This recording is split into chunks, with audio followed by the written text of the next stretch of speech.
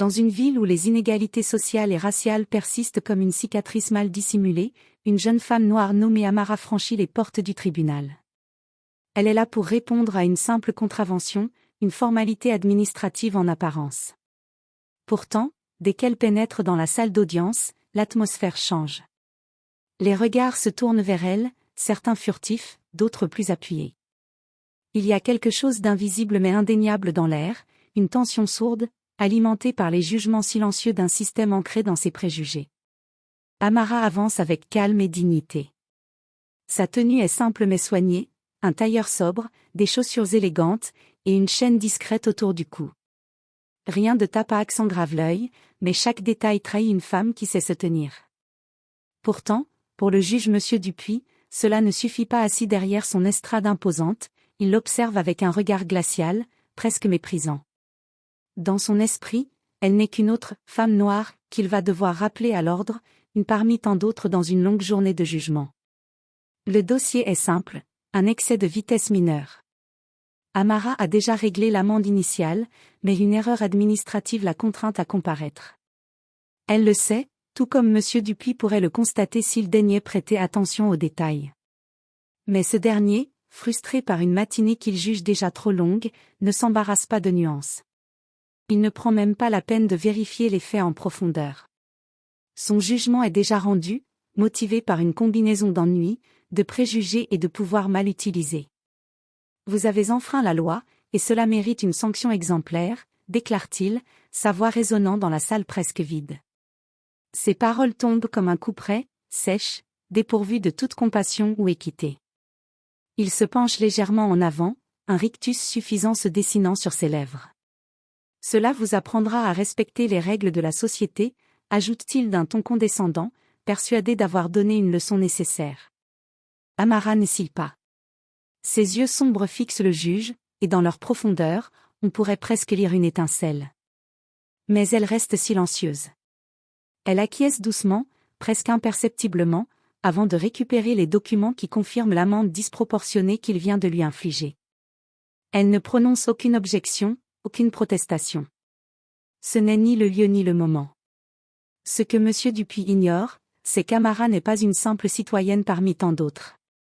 Elle est, en réalité, la procureure en chef de la ville. Derrière son apparence discrète se cache une femme redoutée et respectée dans le milieu juridique, connue pour sa rigueur, son intelligence acérée et son implacable quête de justice. Ce jour-là, elle ne porte pas sa robe noire de procureur, mais une tenue ordinaire qui masque son véritable statut.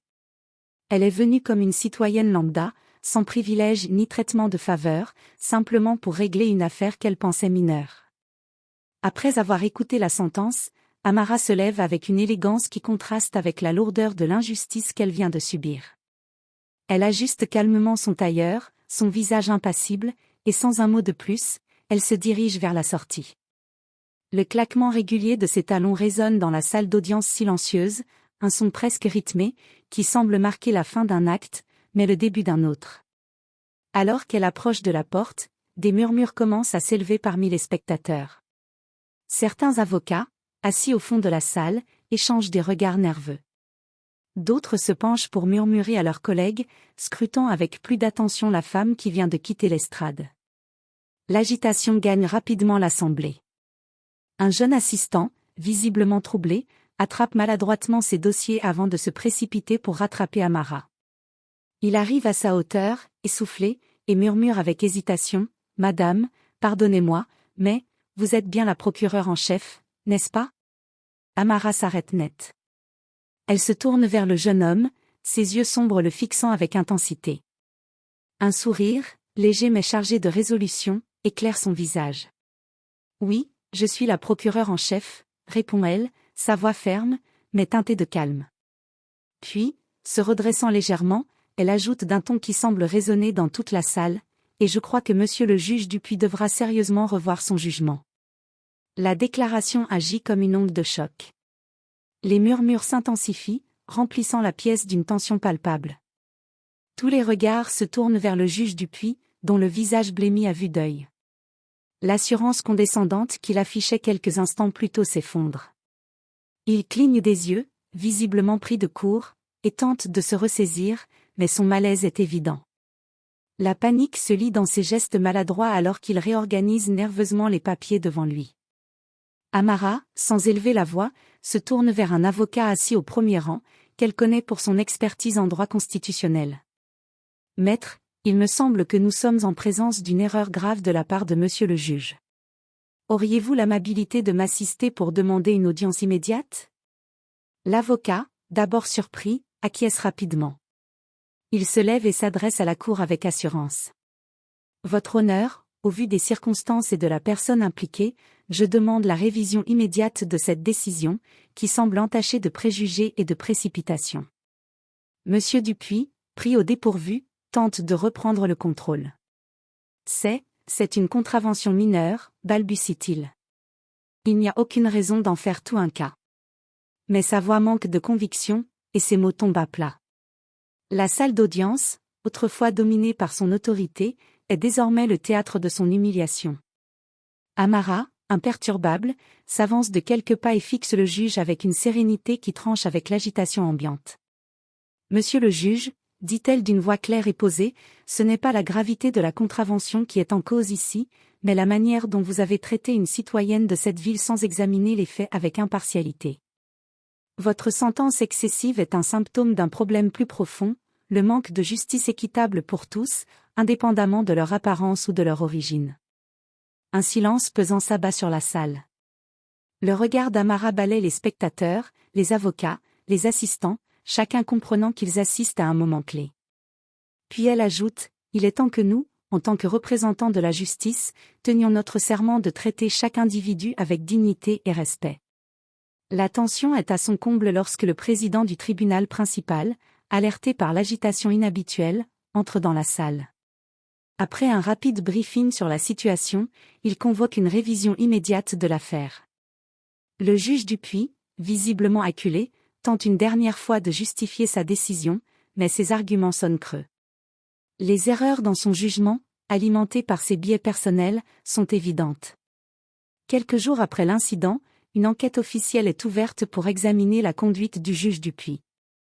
Les témoignages affluent de plusieurs avocats et justiciables qui rapportent des comportements similaires de sa part, dévoilant un schéma troublant de partialité et de décisions injustes, souvent dirigées contre des personnes issues de minorités.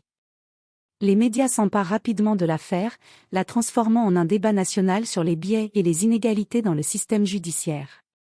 Amara, bien que discrète sur sa vie personnelle, décide de briser le silence en organisant une conférence de presse. Devant un parterre de journalistes, de membres de la communauté et de collègues, elle prend la parole avec assurance. Ce qui s'est passé dans cette salle d'audience n'est pas un incident isolé. C'est le reflet d'un problème systémique qui persiste depuis trop longtemps. En tant que procureur en chef, mais surtout en tant que citoyenne, je ne peux rester silencieuse face à ces dérives. La justice doit être un pilier d'équité, pas un outil de domination ou d'humiliation.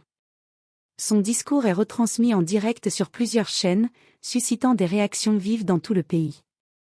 Des associations de défense des droits civiques et des groupes communautaires expriment leur soutien, tandis que des citoyens partagent leurs propres expériences d'injustice sur les réseaux sociaux. La voix d'Amara devient le catalyseur d'un mouvement plus large, appelant à des réformes profondes du système judiciaire. Pendant ce temps, M. Dupuis est suspendu de ses fonctions, en attendant les résultats de l'enquête. Dans l'ombre, il tente de défendre son intégrité, mais les preuves s'accumulent contre lui. Son avenir dans le système judiciaire semble de plus en plus compromis. Ses pairs, autrefois silencieux face à ses comportements, commencent à prendre leur distance, conscients que l'ère de l'impunité touche à sa fin. De son côté, Amara continue d'assumer son rôle avec dignité et détermination. Elle participe à des forums publics, rencontre des leaders communautaires et milite pour des formations obligatoires sur les biais inconscients pour les magistrats et les forces de l'ordre. Dans chaque intervention, elle rappelle que ce combat dépasse sa personne, ce n'est pas seulement mon histoire. C'est l'histoire de millions de personnes qui méritent mieux de leur système judiciaire. Nous avons tous un rôle à jouer pour construire une justice véritablement égalitaire. La communauté, touchée par son courage et son engagement, lui exprime une profonde gratitude. Dans les quartiers où elle intervient, les habitants la saluent avec respect, voyant en elle une figure d'espoir et de changement. Des jeunes femmes, en particulier, la regarde avec admiration, inspirée par son parcours et sa capacité à tenir tête à un système qui semblait immuable.